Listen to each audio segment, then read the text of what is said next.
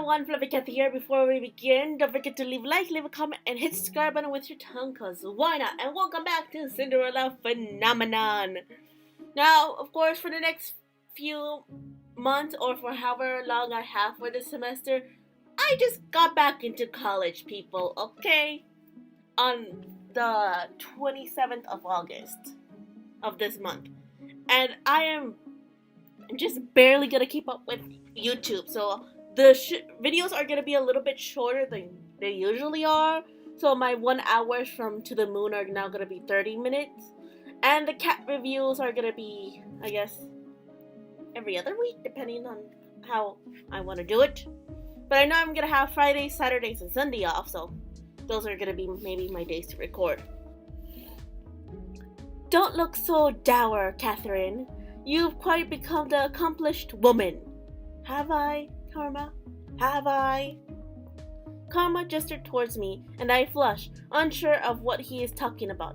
Then I realized Laura's eyes were on me too. Oh, Parfait, do you see that? Oh, what are you looking at? I reached down to grab my necklace and then paused. I cannot stop the gasp that leaves my lips. What? Huh? When did that happen? Yes, exactly, thank you, Catherine. When did this happen? Princess, you didn't realize that there was an extra piece to your necklace? Congratulations, Princess Catherine. You're a step closer to breaking your curse. I feel proud. Was it when I saved Karma from the horde of women that were chasing after us? I'm gonna say that it was. I only felt this way around Mother. She did a great favor yesterday. If not for Catherine, I might have suffocated beneath a pile of very excited women. Wait, helping Karma escape was a good deed? She was selfless. He is not even mentioning the injury he got protecting me. Parfait and Delora are both smiling, but the cheerful mood does not last long. What were you all talking about before I came down? About your kidnapping. Well, kidnappings. Both of them.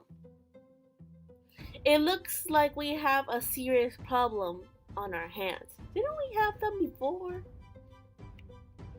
What do you know about this? What does Waltz know that I don't? Princess, it's more about what everyone else knows that you don't. What everyone else knows? I feel anger begin to simmer inside me. Even though he looks apologetic, he says it so casually. What are you all hiding from me? Is it candy? Because I will sniff it out. Let's gather everyone later, shall we? I think Waltz might want to be here for this too. What does Waltz have to do with any of it? Be patient, Princess. You've already waited this long. What's another few hours? Lunch? I have no choice but to agree with when Parfait and Delora refuse to say any more, but I am not happy about it. I spend the rest of my time doing idle chores around the tavern. I do a round of sweeping with Mr. Broom and mindlessly organize some of the bottles. I cannot believe everyone knows something about me that I don't. But now I'll find out the entire story. Maybe it will answer some of the questions I have. But why are they keeping things about me a secret to begin with? I don't know, girl, but we better find those candies and cookies. Delora gathers everyone in the tavern to discuss the kidnappings. I decide to sit between Waltz and Karma. So we have a story to tell. Story time, huh? I don't suppose this would be a romance, would it? Rumple! You're not dead! How can you stand to make comments like that constantly? How can you stand to live a lie? The two glare at each other across the table, but Delora silenced them. Delora starts with the story about the Great War, one that I have already heard so many times that I can recite it myself. What does any of this have to do with me? Because of the fairy tales, witches like myself were punished for simply existing. Our leader, the Tarambaram Bearer, was a kind witch that was overtaken by the grief that our people suffered. She was driven so far into madness that she created the fairy tale curse to punish humans and make them suffer as the witches had. And when that wasn't enough, she committed the ultimate taboo. She killed a human. Wait, I know from my previous playthrough that we found out that the Tarambaram Bearer was Catherine's mother. So who did she kill? I tried to stop her, but by the time I thought to act, it was too late. Knowing that Delora and Parfait were involved in the Great War makes it seem more real. But wasn't the Tarambaram killed? The Tarambaram Bear killed! That's a long word. How can the fairy tale curse continue to spread if she is dead? I believe that the Tarambaram Bearer sacrificed the last bit of her life to continue powering the Tarambaram. All to ensure that the remaining witches could continue spreading the fairy tale curse. That's evil. Is none of this ringing a bell for you? What are you talking about? She really did erase your memories. Erase? So, did she erase my memories or did she replace my memories? The witch who died, the Tarambaram Bearer, was your mother, Princess Catherine. Okay. What about it? For some reason, I turned to look at Karma, who is one of the only people who doesn't look away from me. I grew up outside of this kingdom, but even I knew of the terrible witch Hydril. You expect me to believe any of this? My mother she wasn't a witch. I would remember that. Well, you would if you had any memories of the war and the years before that. Under Hydra's rule, the palace was a dark place. The king didn't have any real power until Hydra was defeated. Catherine's father or a different man? That goes for the rest of us too. We were slaves to Hydra. Hell Hydra! Delora's eyes flickered to Waltz. It's the truth. Waltz knows because he is also a witch. He experienced Hildred's commands over the witches firsthand as well. Gasp. Waltz is a witch? Sorry for keeping it a secret, Princess. It's not as if I can use much magic anymore anyways. Not when I'm cursed. This is just another secret of many. It seems everyone is hiding something. And you wonder why Catherine doesn't trust people. Everyone was freed after Hildra's reign. Witches, fairies, and humans alike. The king was even able to marry Ophelia, the woman he always truly loved. Huh? So, it has always been Ophelia that he truly loved. Was that the reason I never felt any love from him? Because I was my mother's daughter? That's dark. He gave up on me. No, dear. I don't think He gave up on me! My voice is too loud in the reception area. I feel it crack underneath the pressure and suddenly I want to cry. But Mother told me so many times not to cry. The king gave up on me. But Mother didn't. Mother would tell me this was a lie. She would tell me not to trust anyone. They must be lying. I turned to Karma. For some reason, I trust him more than I trusted Laura or Parfait. Is this the truth? I was told the story of Hildra and her daughter Catherine. They said you were the picture of elegance, but that you shared your mother's icy nature. Oh. Well, I too love ice cream. But I don't think that's true at all. If Hildra was ice, then you most certainly are a warm fire. If my mother was a witch, then what does that make me? A witchling. You're a witch as well, whether or not you were ever taught to use magic.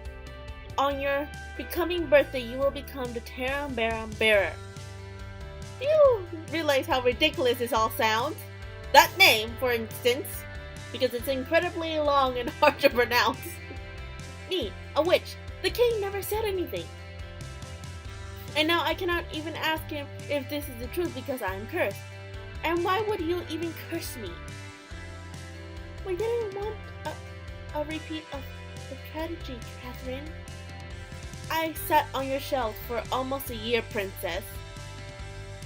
There was ice in your heart, and if you had inherited Tarambaram in that state, who knows what would have happened? Then why didn't you just tell me any of this? Delora and Parfait looked at each other before dropping their gazes to the ground. If we had told you before, would you have even bothered to listen? The king must have tried to do the same thing, and look how that turned out. You shut out everyone who ever tried to tell you about Hildra's true nature.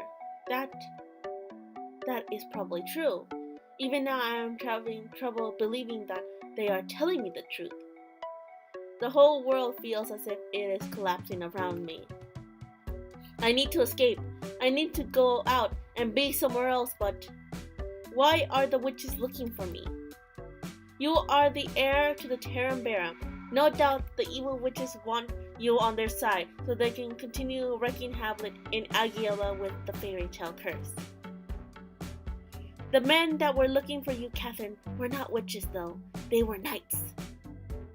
Perhaps the witches and the knights are working together? There must be a part of Agiela's scheme to steal the throne. Or Alcestis. I can't read. My brain's too fried from school. It's only been 3 days now? What are you talking about? The reason why Garden and I left the Order of Caldera was because the king did not believe us about Alcester's coup. How would he know that the prince's identity though? Anyone who isn't a witch, a fairy, or isn't cursed shouldn't be able to remember her. But now we know that it is not just the witches looking for the princess, but the knights of the Order of Caldera as well. They definitely have a description from her from someone. Ooh, that's bad. It is bad. Catherine, you're too close, man. You're too close. Karma reaches out a hand to touch my shoulder, and I flinch back before standing up. I cannot speak about this now. I want to be alone. Prince, let her go. She'll need a lot of time to think. Let me go. Let it go. Bring back the Frozen song. It's a good song though. I leave everyone sitting at the table as I try to process the whirling thoughts in my mind. Hildra, my mother, the only person I ever thought loved me, was the Tarambaram Bearer, a witch, the first witch to kill a human. Who did she kill? The witch that started the fairy tale curse. All this time I thought mother was the only one who cared, but what if she never did? I don't know, I think that's one of those questions like you kinda have to ask that villain. This kinda reminds me of the Thanos of Marvel situation. Watch Infinity Wars. Not gonna spoil it for you. I stay in my room for a long time, trying to process everything I have been told.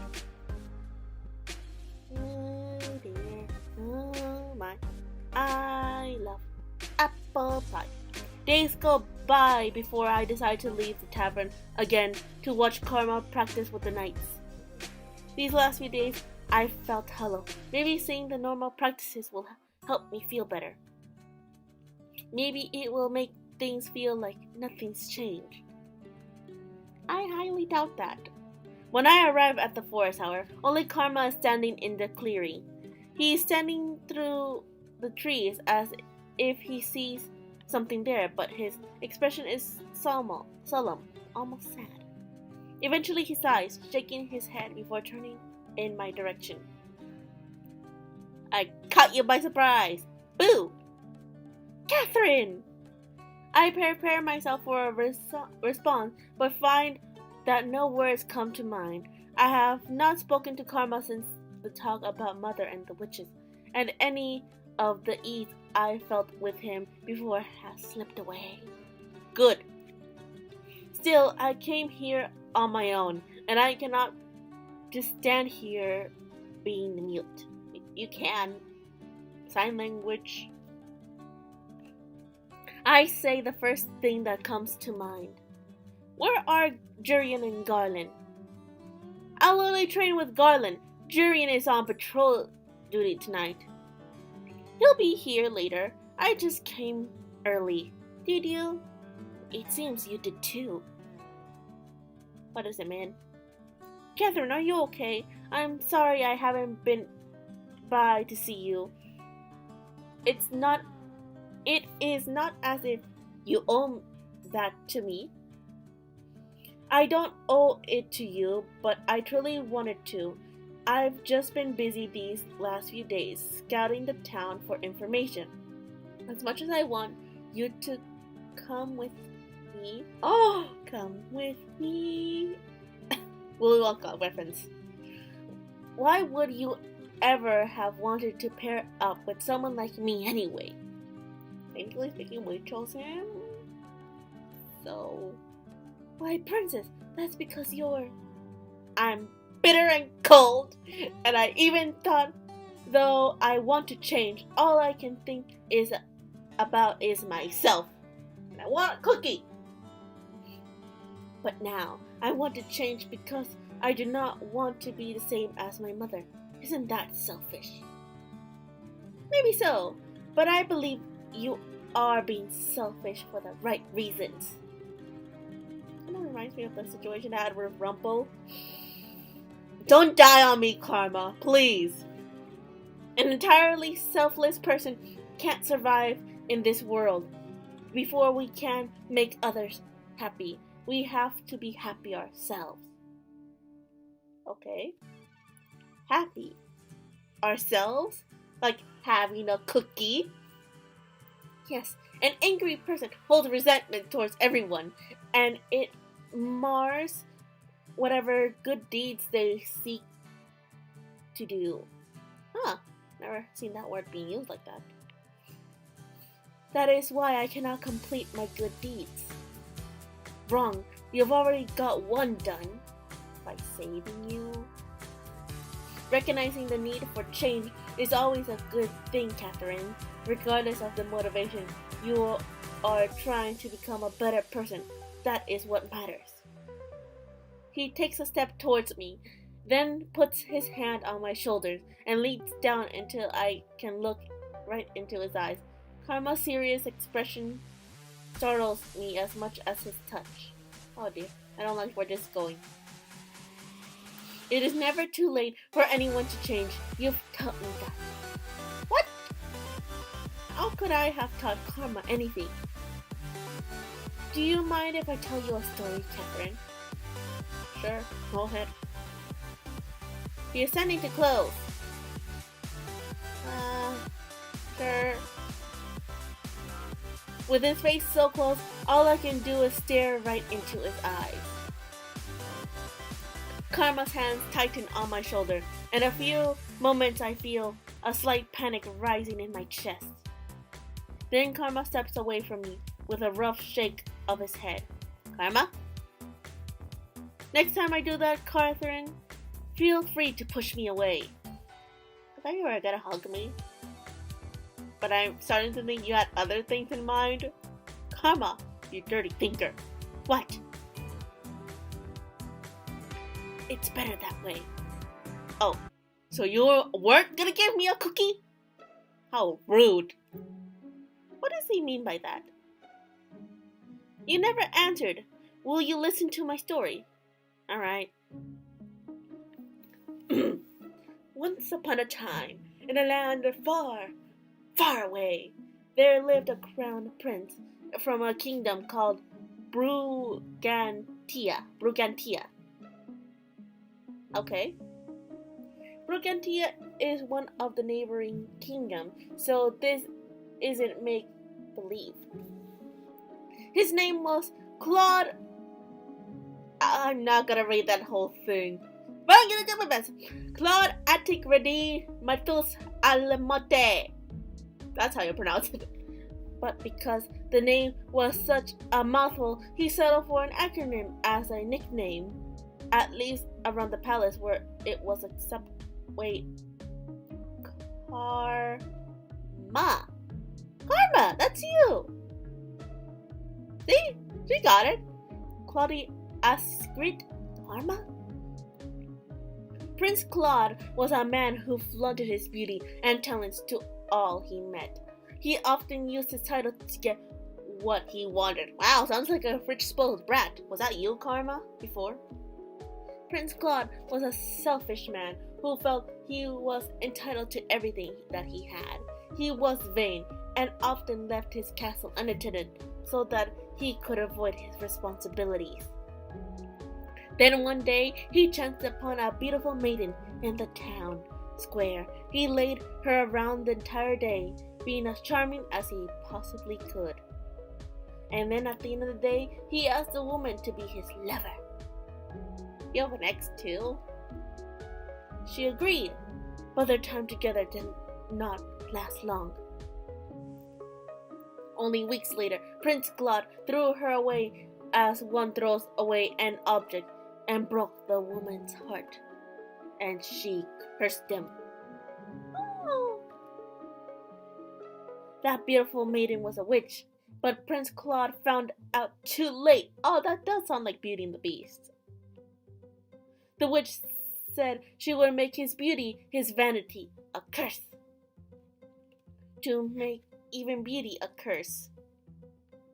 Ashamed of being cursed, Prince Claude donned a disguise and left his kingdom behind. He has been gone for nearly a year now, and most probably assumed that he is dead. So it's you. But in truth, the prince had come to Aguila seeking a way to break his curse. He had heard of a young lady named Catherine, who on her 18th birthday could dispel any... Wait! I could do that?! I could do that?! Well, I did help break Rumpel's curse. Then he died. Literally a day later. Karma! Do you have a cookie? He looks so sad. I don't know how to comfort him. Claude? Oh, he's blushing! Karma, aka Claude, turns a startling red as he stares at me, and for a few moments he does not speak. Then he bursts out laughing.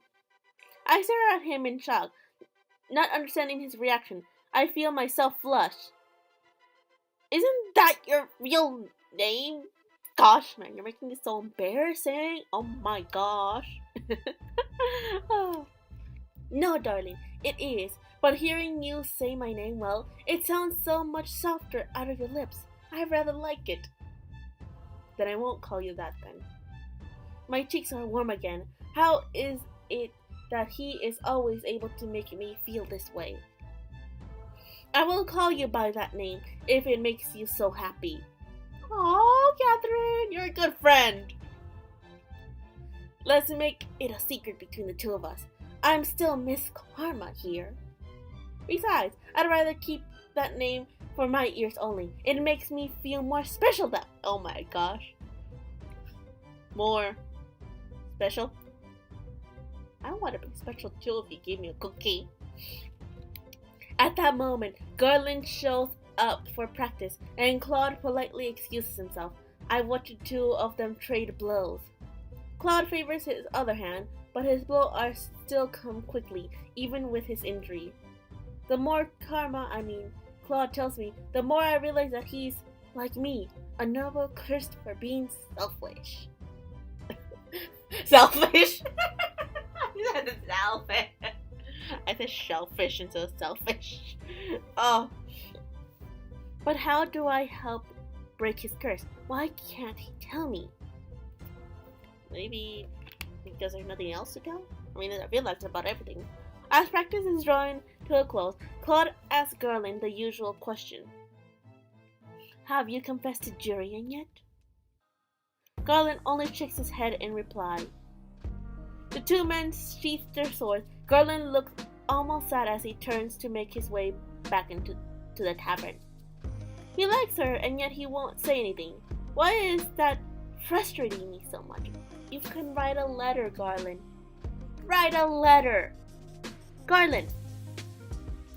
Yes, princess? Wait. Let's say nothing. As much as I want to say something, Claude told me before how hard confessing was. I cannot begin to understand what that would be like. Princess? Catherine, don't be afraid to tell him what's on your mind. Okay. Maybe you should really tell her, Garland. But before Claude was adamant that Garland shouldn't confess to Jurian, what changed? If I mess this up. Let's try looking at it through other lens. Imagine that Jurian is Catherine. How do you think she would like to be confessed to? I frowned at the two men. Crossed. Excuse me, I have standards, and I want my cookie. Well, you and Jurian are very similar. You're both very straightforward. Well, I never confess to the princess. My eyes move to Claude, but only fleetingly before they are once again on Garland. You just need to do something simple, Garland. Something that will not rub her in the wrong way. A maiden's heart is ever fragile, and each woman is different. Claude is wearing an amused smile on his face, but he is looking at me, not Garland, and I feel my face flush and have to look away. Catherine, you're tomato red again. It's adorable. I'm not. Don't call me adorable! You evil person. Oh my gosh, I thought I was the teaser, not you. I cross my arms over my rapidly beating heart again and force a scowl on my face. No, I was just thinking about what Garland could do. Something simple, like when Karma kissed my hand, No. Garland kissing Jurian's hand is probably not a good idea. Maybe he could do what Claude did, like he can buy her some food and they can just talk. Garland, have you ever just asked Jurian out for food? Not alone. Jurian is practical and she always eats at the tavern. She's also always on duty if she's available. I'll take her patrol shift 2 nights from now then, and tomorrow you can ask her out for a meal! Yay, food! We can invite a grand affair. We can drape banners on the walls. Or I can give you a rose. I think a simple rose will be fine.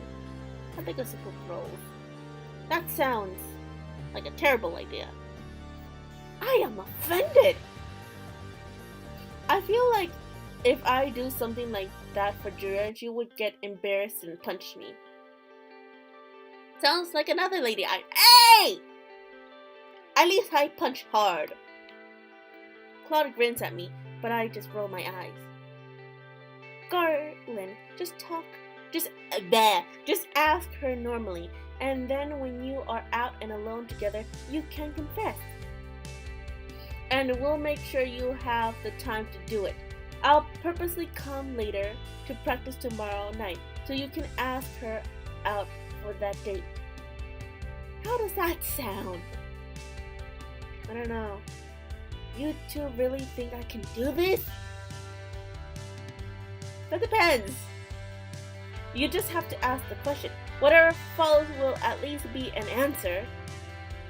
Tomorrow night, then. Good man!